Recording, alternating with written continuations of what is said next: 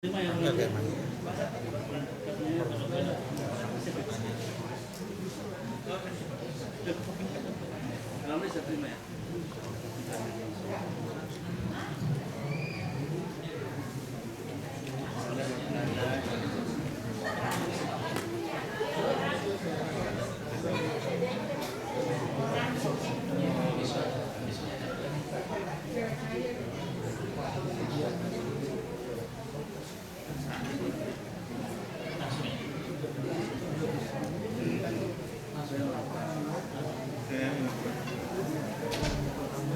Assalamualaikum warahmatullahi wabarakatuh.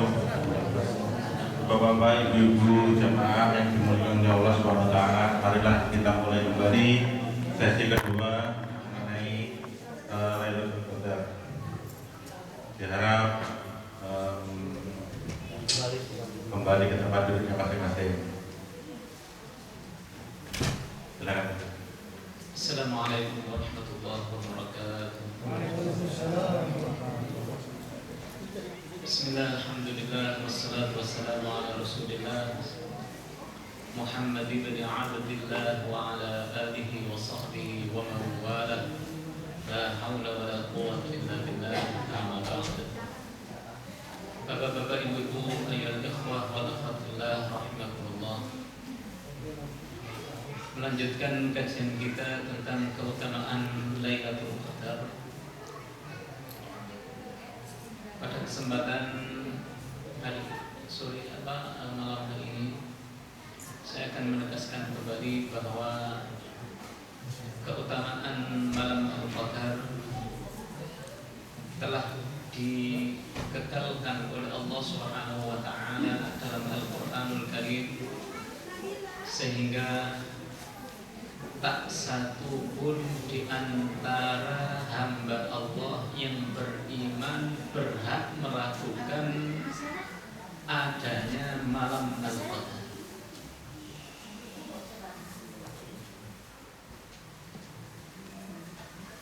Sehingga sudah sepatutnya bagi setiap orang yang beriman kepada Allah Subhanahu wa taala berusaha mendapatkan kebaikan-kebaikan yang disediakan oleh Allah Subhanahu wa taala pada malam Al-Qadar, yaitu letaknya pada bulan Ramadan.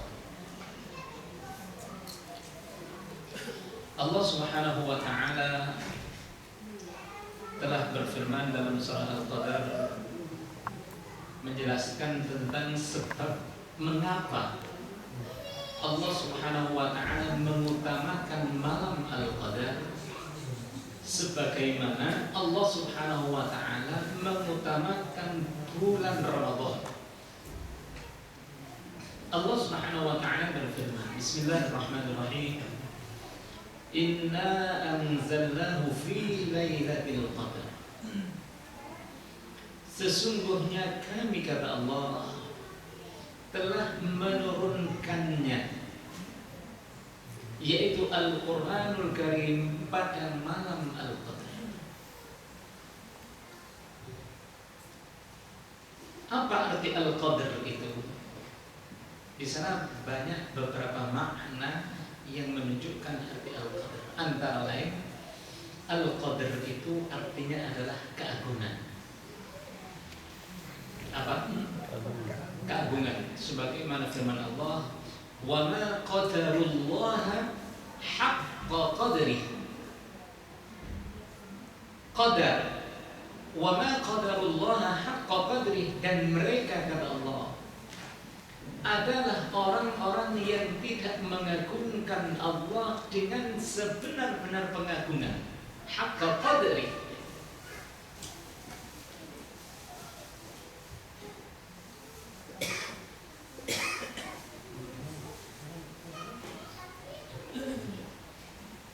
Kemudian kata-kata Al-Qadar juga bisa diartikan dari takdir.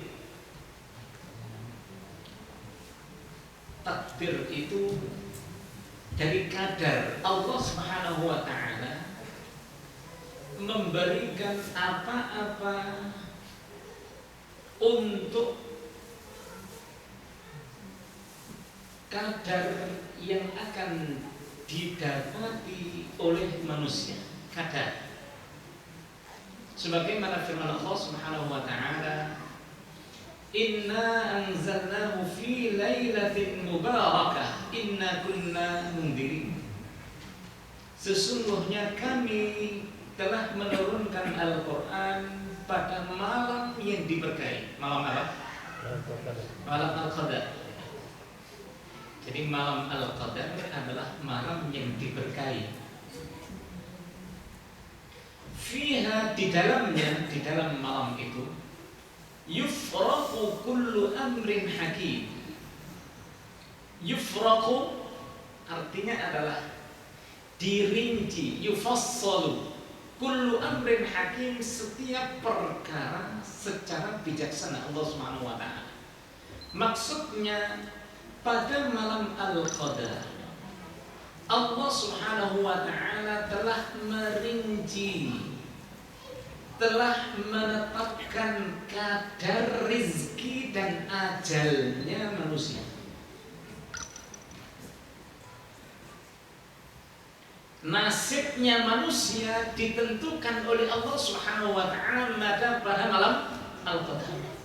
Oleh karena itu, kalau kita ingin mendapatkan takdir yang baik dari Allah Subhanahu wa taala, maka kita hendaklah munajat kepada Allah pada malam itu, sehingga Allah akan menetapkan ajal kita sebagai ajal yang husnul khatimah.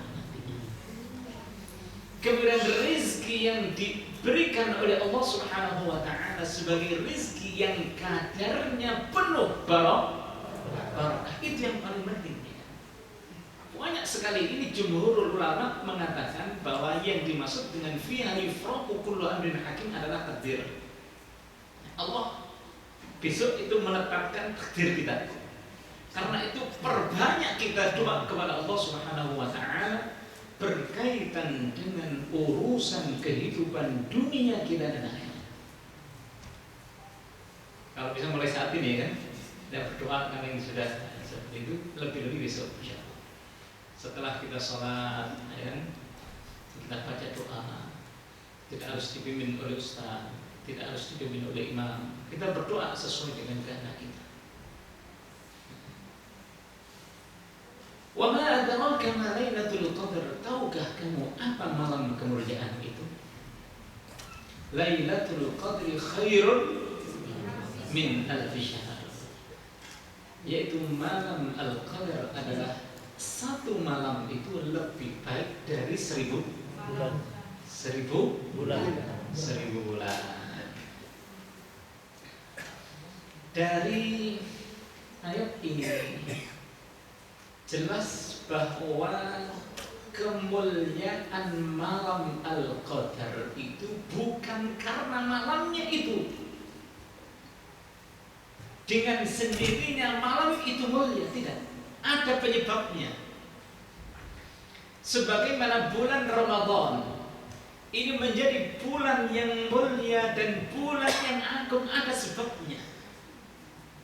Sebabnya apa itu? Sebabnya tidak lain adalah karena anzalnahu, kami turunkan Al-Qur'anul Karim pada malam itu. Seumpama Al-Quran tidak diturunkan pada malam itu, maka jangan harap malam itu menjadi malam yang mulia, bulan itu menjadi bulan yang mulia. Mulia dan agungnya waktu malam, bulan maupun hari, bahkan tempat, bukan karena siapa-siapa, atau bukan karena dengan sendirinya dia menjadi mulia, tapi ada penyebabnya. Penyebabnya hanya satu. Apa itu? Kalamullah Al-Quranul Karim. Ini mengisyaratkan bahwa kalian, wahai umat Muhammad, wahai hamba-hamba Allah, jika ingin mendapatkan kemuliaan hidup di dunia dan di akhirat, hanya satu yang bisa mengantarkan kalian menuju kehormatan dan kemuliaan itu. Apa? Al-Quranul Karim. sebagaimana sabda Rasulullah sallallahu alaihi wasallam, "Inna Allah yarfa'u bihadzal kitabi aqwaman wa yad'u bihi akharin." Sesungguhnya Allah hanya dengan Al-Qur'an ini akan mengangkat derajat kaum ini, umat ini, dan Allah akan merendahkan derajat umat ini pula disebabkan oleh Al-Quran yang ditinggalkannya. Sebagaimana banyak sekali firman Allah dalam Al-Quran, "Wa innahu ladzikrul laka wa liqaumika wa sawfa tusalun." Sesungguhnya Al-Quran adalah la syarafun laka, sarana yang memuliakan hidupmu wahai Muhammad dan kaummu, dan kalian semuanya akan dimintai pertanggungan jawab oleh Allah Subhanahu wa taala. Kemudian Allah Subhanahu wa taala setelah menjelaskan bahwa malam Al-Qadar itu diagungkan oleh Allah karena apa? Al-Qur'anul Karim. Maka kemuliaan itu dikuatkan oleh Allah Subhanahu wa taala dengan tanazzalul malaikatu warruhu fiha. Pada malam itu Allah menurunkan malaikat-malaikatnya. Begitu pula ar-ruh. Siapa ruh? Malaikat Jibril. Kemarin sudah saya sampaikan bahwa disebutkan ar-ruh secara khusus malaikat Jibril adalah untuk menunjukkan kedudukan Jibril di antara malaikat-malaikat Allah. Disebutkan secara khusus Jibril alaihissalam karena Jibril adalah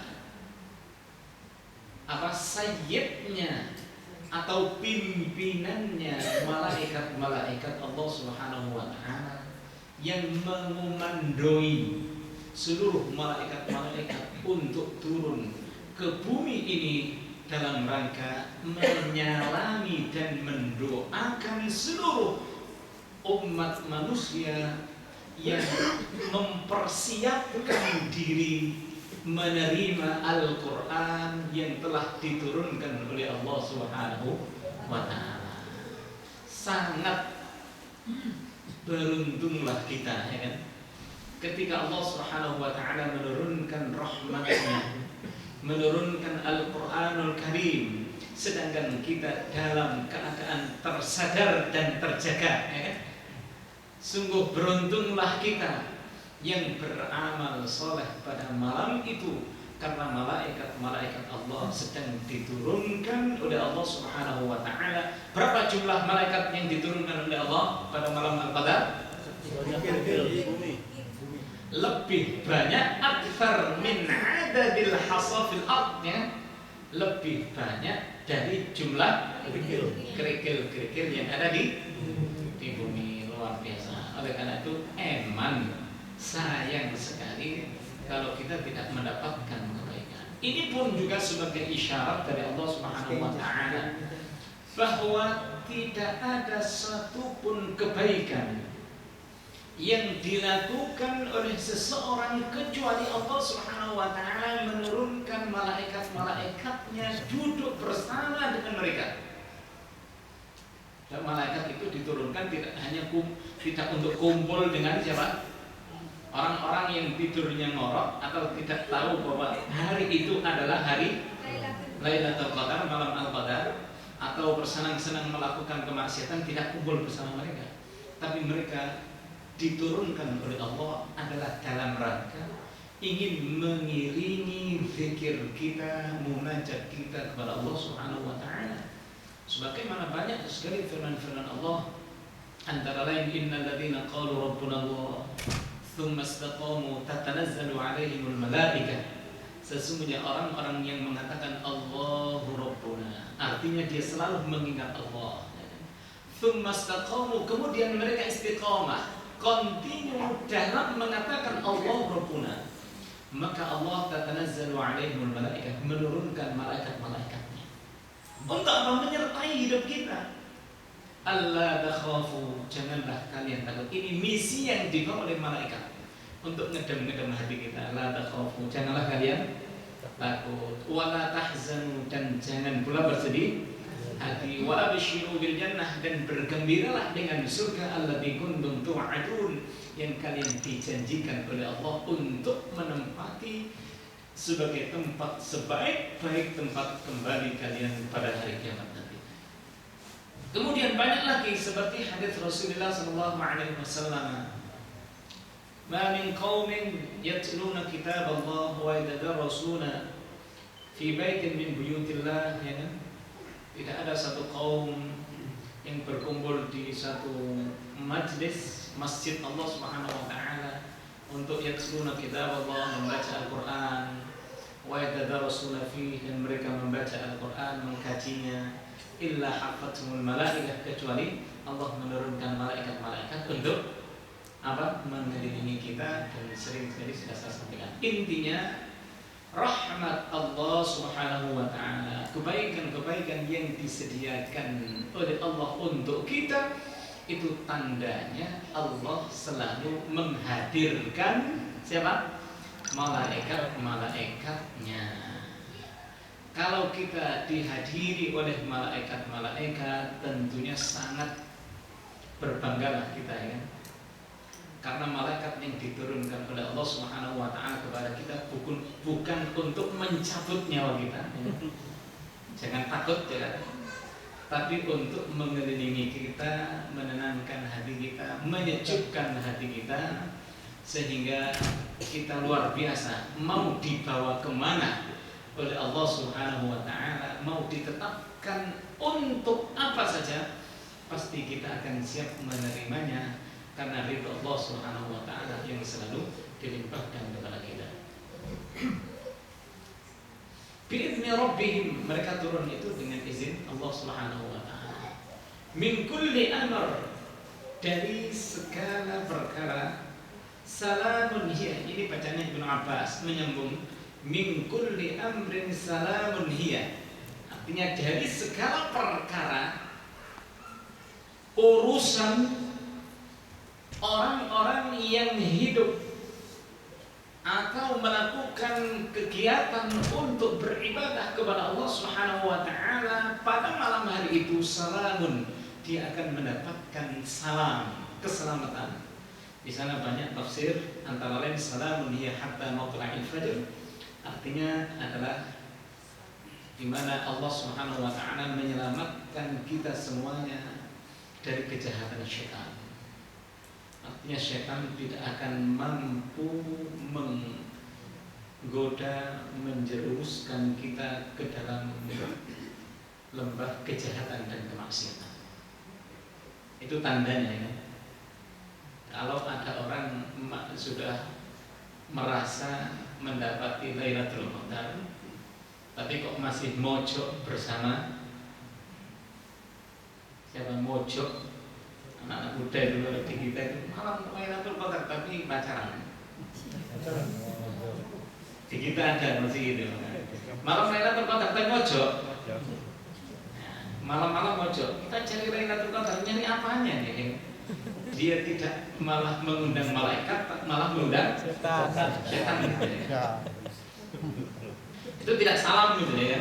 Yang salam itu adalah ahlul masajid, sebagaimana Mujahid mengatakan yang dimaksud min kulli amrin salamun ya hatta matla'il fajr adalah taslimul malaika li ahlil masajid hatta matla'il fajr, yaitu salamnya malaikat kepada ahlul masajid, orang-orang yang pada malam itu ada di masjid-masjid Allah untuk berzikir, atau minimal kalau ada halangan kita sehingga tidak bisa hadir ke masjid, tidak bisa iktikaf di masjid, yang penting hati kita ada di masjid. Itu yang paling penting.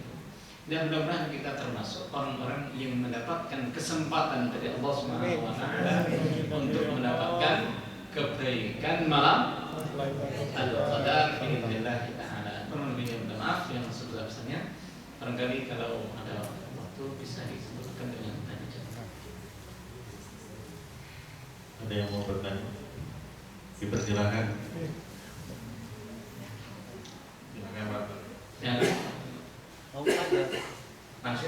Langsung saja ya Ustaz. Assalamualaikum warahmatullahi wabarakatuh. Waalaikumsalam warahmatullahi wabarakatuh. Pak Ustaz mau menanyakan Pak Ustaz. Katanya malam Lailatul Qadar itu jatuhnya pada hari ganjil. Betul. Jadi tanggal 27, 29. atau tanggal 29. Tanda-tanda yang saya telah baca di Google di internet, tanda-tanda malam Lailatul Qadar itu cuaca terang benderang di tengah malam, matahari terbit, udara tidak begitu panas, tidak begitu dingin. Tapi semuanya kenyataannya besok malam kejadiannya seperti tadi pagi, halilintar di mana-mana, hujan sampai malam terus. Apa kita mesti merayakan tanggal 29-nya karena hari tanggal 29-nya itu terang benderang, semuanya seperti malam Lailatul Qadar. Bagaimana itu Mas? Iya. Kecuali kalau dikutuk ya. Dikutuk dingin terus ya. Apalagi kalau di kita waktu musim hujan, nggak ada waktu terangnya itu. Itu hanya perkataan para ulama ya, dalam mencari ya, dalam hadis tidak ada seperti itu ya. Sehingga ijtihad para ulama itu sangat baik sekali dan kita bisa merasakannya. Mungkin bisa merasakan ketenangan jiwa kita secara otomatis lah ya. Meskipun di luar cuacanya kelihatan buruk ya kan? Tapi karena malam Al-Qadar yang kita dapati, hati kita terasa sejuk ya kan? Udara pun juga terasa nikmat ya, kita rasakan seperti itu, wallahu a'lam. Tapi yang jelas ya, sudah saya praktekkan sedikit dan saya cari waktu saya di Indonesia itu pernah 10 hari terakhir itu hujan terus lebat, ya kan?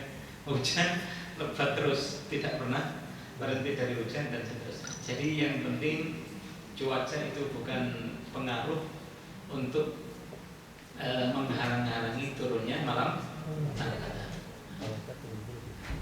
Ya, justru malah tambahnya air yang turun itu sebagai bukti tanda tambahnya rahmat Allah Subhanahu wa taala. Tambah dingin dan ngorok tidak. Ya, yang lain begitu Allah. Yang banyak seperti itu ya. Saya pun juga sering baca. Silakan. Assalamualaikum warahmatullahi wabarakatuh. Waalaikumsalam. Saya ingin tahu bagaimana Nabi sebelum Nabi Muhammad itu disuruh sembahyang. Cara sembahyang Nabi sebelum itu bagaimana? Nabi Musa, Nabi Ibrahim, dan Nabi Muhammad sebelumnya. Cara sembahyangnya itu bagaimana? Cara sembahyangnya seperti yang diajarkan oleh Rasulullah SAW dan dipraktekkan oleh Rasulullah SAW. Hanya saja waktunya yang beda ya. Waktunya beda, mereka lebih banyak karena waktu tasbih mereka lebih yang wajib itu bukratan wa asila ya. Yang harus dikerjakan itu dulu sebelum disyariatkan sholat 5 waktu. Sholat sebenarnya sudah disyariatkan, tapi hanya pagi dan petang saja. Pagi dan petang. Gitu, pagi dan petang. 2 rakaat dulu. Kemudian waktu Isra Mi'raj ditambah karena umur kita pendek ya kan. Tapi ibadah kita harus ditambah. Berbeda dengan umat-umat terdahulu kan. Meskipun mereka hanya 2 kali dalam sewaktu, tapi ibadah mereka lebih banyak. Ya kan? Ibadah mereka lebih banyak karena umurnya lebih panjang. Oleh karena itu ini tidak bisa ditawar ya, 5 waktu itu. Bagaimana kita mengikuti Nabi Musa saja tidak bisa. Ini syariat yang tetap dari Allah Subhanahu wa taala yang telah dicontohkan oleh Rasulullah SAW. Seperti inilah yang harus kita terima sebagai bukti keimanan kita kepada Allah Subhanahu wa taala. Tentang caranya seperti yang kita lakukan ini. Kalau ada pertanyaan, loh, kok orang-orang Nasrani sekarang sholatnya tidak seperti kita, ya kan? Orang Yahudi kok hanya manduk-manduk saja ya. Nah, orang Nasrani kok nyanyi-nyanyi saja. itulah sebagai bukti bahwa mereka bukanlah pengikut nabi-nabi mereka yang sebenarnya. Mereka adalah orang-orang jahat dulu ya kan, yang berkedok sebagai orang ahli. Biasalah kalau orang itu semakin jauh dari Islam, semakin bodoh dari ajarannya kan. Sama dengan apabila ada di antara kita orang Yahubillah atau nenek moyang kita dulu di ahli sholat, kemudian anak-anaknya nggak dididik sholat. Beberapa tahun yang akan datang anak keturunannya nggak ngerti bagaimana cara sholat yang sebenarnya.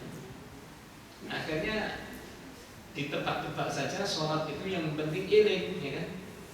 Bahkan keyakinan Islam seperti itu masih ada di sebagian kita, yaitu yang disebut dengan apa? Kejawen, ya kan? Sing penting iling marang pangeran, ya. Itu sudah dianggap sholat, ya bukan itu sholat. Sholat adalah gerakan. Iling itu apa? Ingat gitu, ingat Allah Subhanahu Wa Taala. Yang penting ingat Allah katanya, itu cukup, nggak boleh ya, nggak cukup. Kemarin sudah saya sampaikan, syariat Islam adalah ingat Allah juga ingat dalam salat, ingat di luar salat dan ingat Allah di dalam salat. Sebagaimana firman Allah, fa idza qadaytumus salata fadhkurullah. Maka apabila kalian selesai mendirikan salat, yang salat itu sendiri didirikan adalah untuk mengingat Allah. Setelah selesai fadhkurullah, maka zikirlah kalian kepada Allah. Qiyaman wa qu'udan wa 'ala junubikum, baik berdiri, duduk maupun berbaring, selalu ingat Allah Subhanahu wa taala. Jadi tidak cukup kita hanya ingat kita itu sebagai ganti dari salat Allah. Cukup, alhamdulillah rabbil alamin. Ini mungkin bisa saya sampaikan berkaitan dengan materi kita tentang qiyamul lail yang kita jadikan insyaallah besok pada Lailatul Qadar. Mudah-mudahan menambah semangat kita untuk berbakti kepada Allah Subhanahu wa taala.